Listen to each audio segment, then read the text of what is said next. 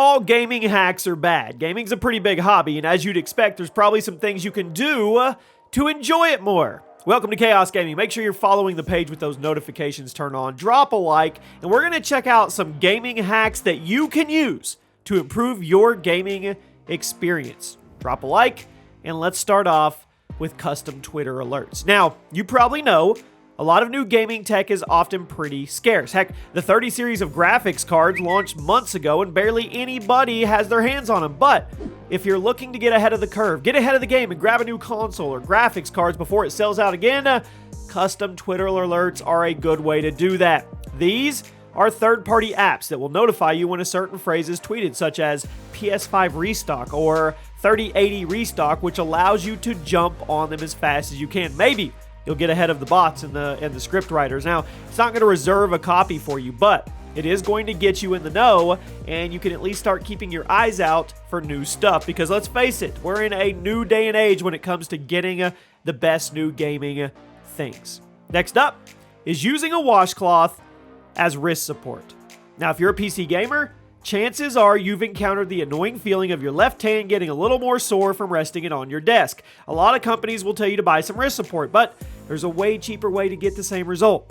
Grab a washcloth from your bathroom. Either roll it up or fold it up and put it under your left hand. You can also do this with your right hand if your mouse arm never gets tired or sore. When you're starting out on PC, your hands can often get sore because you're not used to holding them there for so long. So wrist support, it's important. Now, if that sounds like something you like, try using a rolled up washcloth instead of buying an expensive wrist support. Now, let's talk about your mouse pad. Get a giant mouse pad. If you're a PC gamer, chances are you've encountered another annoying scenario: changing your DPI and then not having enough mouse pad space for yourself anymore. Now, low sensitivity and low DPI are becoming the new thing for PC shooters because the amount of precision it grants you is good, but you're also going to need a lot of mouse space room. You need a lot of real estate. Now, let me clue you in on something. You can get a mouse pad that covers your whole desk for $15. Now, this is another thing that companies will try to get you to overspend on. Special mouse pads can run you $40 to $50 or even higher, and they're not even going to do that much. If you go to Amazon, you can get a giant mouse pad for less than $20 shipped. And while it may not be anything special, and it may not light up or be fancy, it will get the job done as well as any other mouse pad that you probably get. You'll never have to worry about not having enough space to move in your next PC game. Now let's talk about your controller. Remapping controller buttons. PC gaming has had custom button mapping for decades now, but thankfully, the consoles have finally caught up.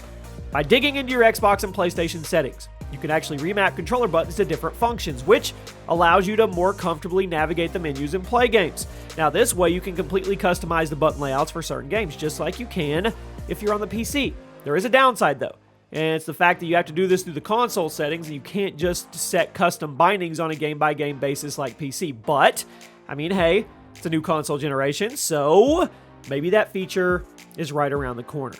Now we're going to talk about batteries. Yes, they're still a thing. Rechargeable batteries. This is something that everybody should be doing, regardless of gaming status. Get rechargeable batteries. They're not expensive. They're super convenient. They save you a ton of money, and you don't have to worry about plugging your stuff into the charger anymore. Just have a few sets of rechargeable batteries and swap them out whenever your controller or mouse dies. Then let the other sets charge while you're playing, so you can just keep swapping back and forth. No more cables, no more batteries, no more I have to charge my controller, no more running around looking for some half-used batteries in your house. Just get rechargeable batteries. Okay, we're doing good here. Let me know if you've used any of these so far. How about classic USB controllers? Emulators are getting more and more popular by the year. As much as gaming tech advances, a lot of people want the games they played when they were younger. Super NES, N64, Sega, all the retro, the vintage.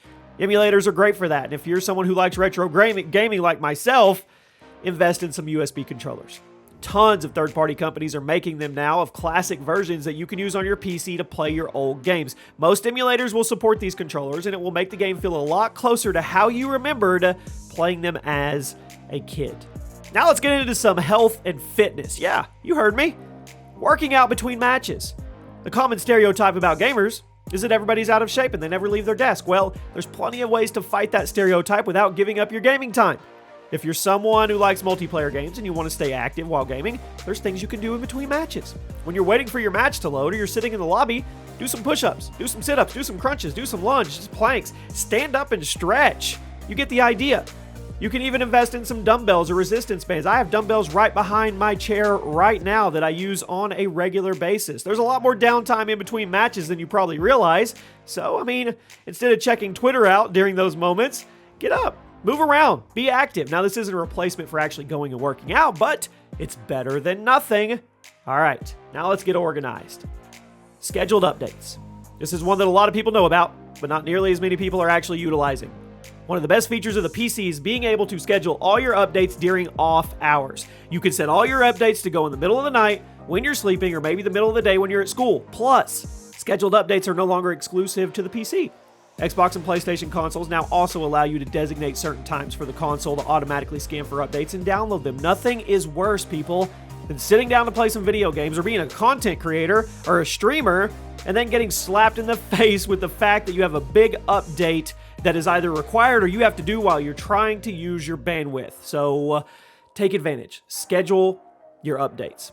Here is a super important one. And this is one where I almost say it's worth spending up.